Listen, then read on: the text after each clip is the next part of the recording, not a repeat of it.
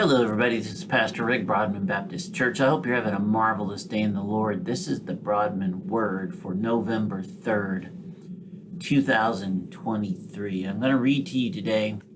Our title is In Faith. I'm going to read to you today from Hebrews, beginning in 11:6, from the Apostle Paul.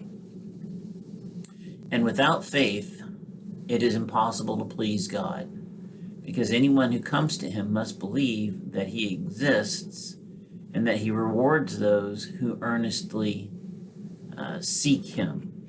So this was written to Jewish Christians about 60 AD, and they were under heavy persecution for being Christians, for following their faith. And it's very clear here that we will go through periods of time where our faith is tested. It will be put under stress.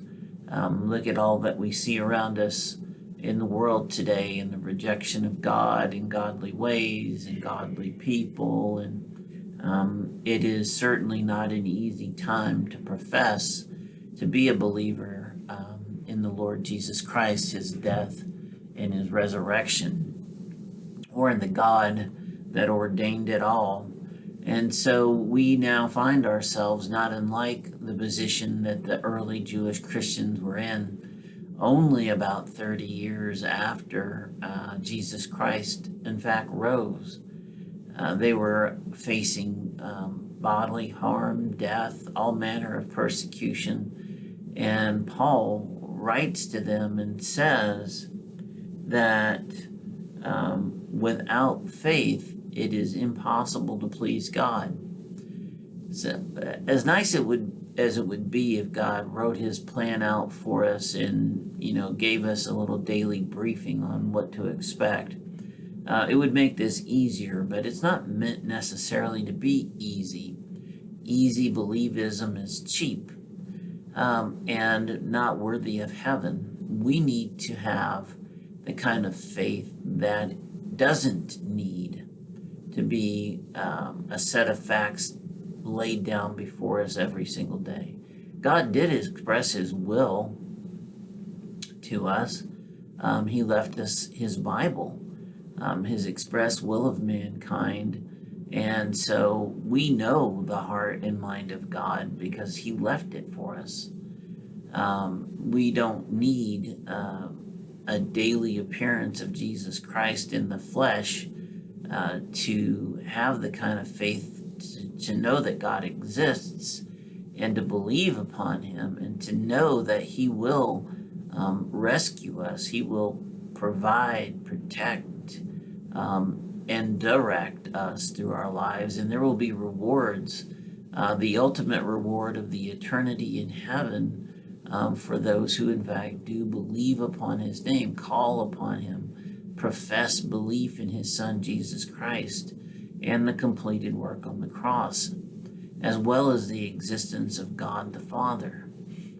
So anyone who comes to him must believe in their heart that he exists. They must earnestly believe that he exists in order to receive the rewards.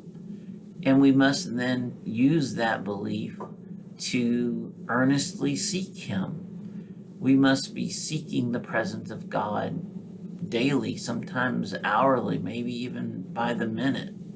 We must want to be in his presence. We must want to be ambassadors of his gospel. We must want to be the vessel by which he makes his plea into the darkness and to the lost. We must want these things as our heart calls us to them. That's faith that can be tested and can survive the tests of this world. That's faith that is earnest and believing and trusting in the protections and provisions of God and the ultimate reward of heaven. So, brothers and sisters, in these crazy divided times that we live in, particularly now with all that's going on in the Middle East and great uncertainty about which direction our whole world is going to go. We could be on the precipice of World War III. I mean, Revelation doesn't pull any punches. We might be in the throes of the beginnings of the escalon, or the ultimate end times. We've been in end times since Jesus ascended, so let's make that clear. But the appearance of his second coming seems to be drawing ever near. Those who are going to survive this, those who are going to prosper during this time, and those who are going to receive the rewards promised by God are going to be those who earnestly seek him, profess his name, and believe upon him and who he is. And so I call upon you today to not be in despair about what you see in the world. Be in joy that the hand of God is involved in all of human life, and whatever is going to happen will be according to his will. No matter how it might look like from a worldly perspective, it will be his will. There is only one ultimate victory to be had, and it's his. Death has already been conquered, and we are in the spirit of the one who conquered it, so we've conquered it as well. Heaven awaits for us when the appointed time comes that Jesus returns, settles all accounts, and then rules over a new heaven and a new earth forever. That's the people we need to be. That's the faith we need to display. And that's the God we need to proclaim.